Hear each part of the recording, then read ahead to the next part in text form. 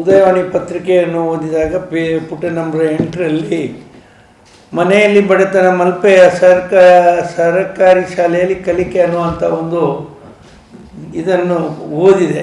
ಅದನ್ನು ಓದಿದ ಕೂಡಲೇ ನಮ್ಮ SLCಯಲ್ಲಿ ಪರೀಕ್ಷೆಯಲ್ಲಿ ಪೂರ್ಣಾಂಕ ಸಾಧಕ ಪುನೀತ್ ನಾಯ್ಕ್ ಅವರ ಬಗ್ಗೆ ಒಂದು ವರದಿ ಬಂದಿತ್ತು. ಭಾಳ ಅದನ್ನು ಕಂಡು ಓದಿ ನನಗೆ ಭಾಳ ಮನಸ್ಸಿಗೆ ಒಂದು ಕಡೆ ಖುಷಿ ಆಯಿತು, ಮತ್ತೊಂದು ಮನಸ್ಸಿಗೆ ಬೇಸರನೂ ಆಯಿತು. ಬಡತನದಲ್ಲಿ ಕಷ್ಟದಲ್ಲಿ ಇದ್ದರೂ ಕೂಡ SLC ಪರೀಕ್ಷೆ ಅನ್ನು ಈಗ ಪೂರ್ಣಾಂಕದಂದರೆ ಅಂದರೆ 625ರಲ್ಲಿ 625 ಅಂಕ ಗಳಿಸಿ ವಿದ್ಯಾಭ್ಯಾಸದ ಕಡೆಗೆ ಗಮನ ಕೊಟ್ಟು ಅದರಲ್ಲಿ ಪೂರ ಗಮನ ಕೊಟ್ಟು ಪಾಸಾಗೋದು ಎಲ್ಲರಲ್ಲಿ ದೊಡ್ಡದಲ್ಲ. ಮಲ್ಪೆಯ ಮೀನುಗಾರಿಕೆ ಬಂದರಿನಲ್ಲಿ ಮೀನಿನ ಬುಟ್ಟಿಗಳನ್ನು ಹೊತ್ತು ಕೂಲಿ ಮಾಡಿಕೊಂಡು ತನ್ನ ವಿದ್ಯಾಭ್ಯಾಸದ ಜೊತೆ ವಿದ್ಯಾಭ್ಯಾಸ ಮಾಡಿಕೊಂಡು ಪೂರ್ಣಾಂಕವನ್ನು ಪಡೆದಿದ್ದಂಥ ಪುನೀತ್ ನಾಯ್ಕರು ನಮ್ಮ ಜಿಲ್ಲೆಗೆ ಒಂದು ಹೆಮ್ಮೆಯ ಕೆಲಸವನ್ನು ಕೀರ್ತಿಯನ್ನು ತಂದಿದ್ದಾರೆ ಅಂತ ಹೇಳಲಿಕ್ಕೆ ನಮಗೆ ಸಂತೋಷ ಆಗ್ತಾಯಿದೆ.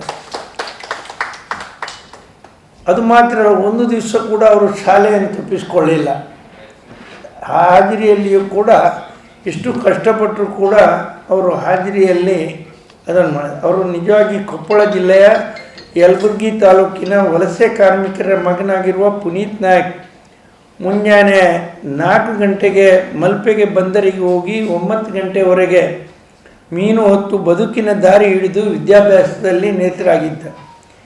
ತಾಯಿಗೆ ನೆರವಾಗುವ ಇವರ ಛಲ ಮತ್ತು ಜೊತೆಗೆ ವಿದ್ಯೆಯನ್ನು ಕಲಿಯುವ ಇವರ ಅಭಿಲಾಷೆಗೆ ಈಗ ಫಲ ಸಿಕ್ಕಿದೆ ಅಂತ ಹೇಳಲಿಕ್ಕೆ ನಿಜವಾಗಿ ನಾವು ಅವರನ್ನು ಮೆಚ್ಚಬೇಕು.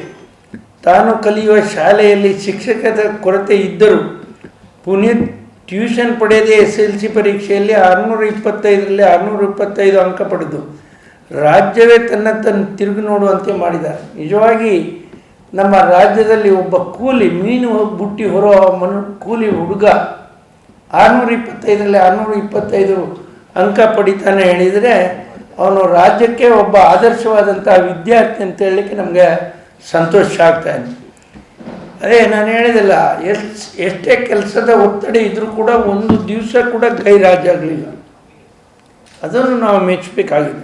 DC ಬ್ಯಾಂಕ್ನವರು ಎಲ್ಲ ಸಹಕಾರಿಗಳು ಅವರಿಗೆ ಅವರ ಜೀವನ ಭವಿಷ್ಯ ಉಜ್ವಲ ಆಗಲಿ ಅನ್ನುವಂಥ ಹಾರೈಕೆಯನ್ನು ಹೇಳ್ತಾ ಅವರನ್ನು ಇವತ್ತು ನಾವು ಅವರ ಮುಂದಿನ ವಿದ್ಯಾಭ್ಯಾಸಕ್ಕೋಸ್ಕರ ಒಂದು ಆರ್ಥಿಕ ಸಹಾಯವನ್ನು ಬ್ಯಾಂಕಿನಿಂದ ಮತ್ತು ನವೋದಯ ಗ್ರಾಮ ವಿಕಾಸ ಚಾರಿಟೇಬಲ್ನಿಂದ ಮಾಡ್ತಾಯಿದ್ದೇವೆ. ಸುಮಾರು 75,000 ರೂಪಾಯಿಯನ್ನು ಅವರಿಗೆ ಮುಂದಿನ ವಿದ್ಯಾಭ್ಯಾಸಕ್ಕಾಗಿ ಇವತ್ತು ನೀಡ್ತಾ ಇದ್ದೇವೆ.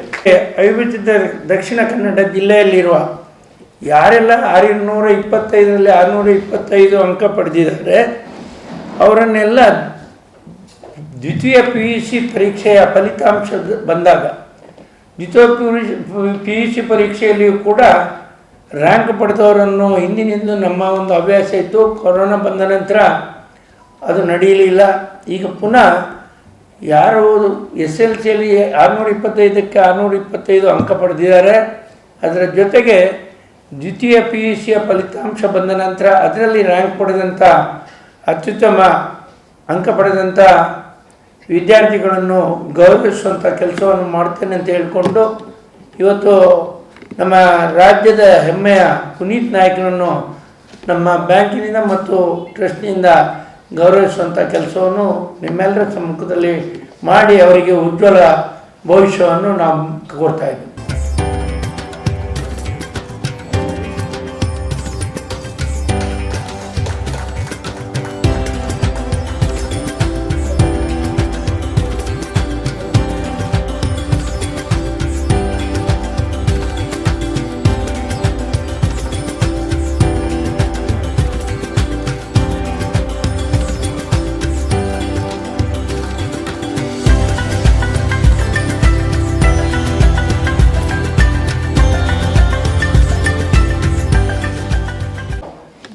ಮಾಧ್ಯಮ ಮಿತ್ರರಿಗೂ ಥ್ಯಾಂಕ್ಸ್ ಹೇಳ್ತೇನೆ. ಯಾಕೆ ಹೇಳಿದರೆ ಇಂಥವರ ಒಂದು ವರದಿಯನ್ನು ತಾವು ಪತ್ರಿಕೆಯಲ್ಲಿ ಪ್ರಕಟಿಸಿರುವುದರಿಂದ ಇವರ ಭವಿಷ್ಯಕ್ಕೆ ಒಂದು ಉಜ್ವಲ ಭವಿಷ್ಯಕ್ಕೆ ಸಹಾಯವಾಗ್ತದೆ.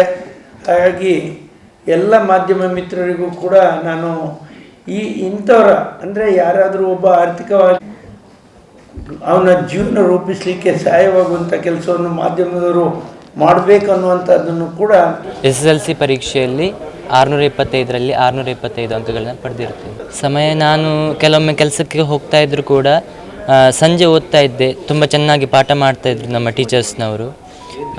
ಮಲ್ಪೆಯ ಬಂದರಿನಲ್ಲಿ ಮೀನು ಹೊರುವ ಕೆಲಸ ಮಾಡ್ತಾಯಿದ್ದೆ. ಚೆನ್ನಾಗಿ ಪಾಠ ಮಾಡ್ತಾಯಿದ್ರು, ತುಂಬ ಅರ್ಥ ಆಗ್ತಾಯಿತ್ತು, ಒಳ್ಳೆ ಅರ್ಥ ಆಗ್ತಾಯಿತ್ತು. ಮತ್ತು ಸಂಜೆ ಸ್ಪೆಷಲ್ ಕ್ಲಾಸ್ ಮಾಡ್ತಾಯಿದ್ರು, ತುಂಬ ಸಪೋರ್ಟಿವ್ ಆಗಿದ್ದರು ನಮ್ಮ ಟೀಚರ್ಸ್. ಬೆಳಿಗ್ಗೆ ನಾನು 4 ಗಂಟೆಗೆ ಹೇಳ್ತಾ ಇದ್ದೆ.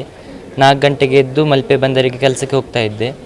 8:30 ತನಕ ಕೆಲಸ ಮಾಡಿ ಮತ್ತು ಮನೆಗೆ ಬಂದು ರೆಡಿಯಾಗಿ ಸ್ಕೂಲಿಗೆ ಹೋಗ್ತಾ ಇದ್ದೆ. 4 ಗಂಟೆಗೆ ಶಾಲೆಯ ಅವಧಿ ಮುಗಿತಾ ಇತ್ತು. 1 ಗಂಟೆ ಸ್ಪೆಷಲ್ ಕ್ಲಾಸ್ ಮಾಡ್ತಾಯಿದ್ರು ದಿನಕ್ಕೊಂದರಂತೆ. ಮತ್ತು 5 ಗಂಟೆಗೆ ಮನೆಗೆ ಬಂದು ಚಹಾ ಕಾಫಿ ಎಲ್ಲ ಮುಗಿಸಿ ಓದಲಿಕ್ಕೆ ಕೂತ್ಕೊಳ್ತಾ ಇದ್ದೆ. ಮತ್ತು ರಾತ್ರಿ 10-10ವರೆಗೆ ತಂದೆ ತಾಯಿ ಮಲ್ಪೆ ಬಂದರಿನಲ್ಲಿ ಕೆಲಸ ಮಾಡ್ತಾರೆ. ಮುಂದೆ IAS ಆಫೀಸರ್ ಆಗಬೇಕು. ತುಂಬ ಖುಷಿ ಆಯಿತು. ನಾನು ಎಕ್ಸ್ಪೆಕ್ಟ್ ಮಾಡಿರಲಿಲ್ಲ ಇಲ್ಲಿ ಹೀಗೆ ಕರೆದು ಸನ್ಮಾನ ಮಾಡ್ತಾರೆ ಅಂತೇಳಿ. ಸಂತೋಷ ಆಗ್ತದೆ.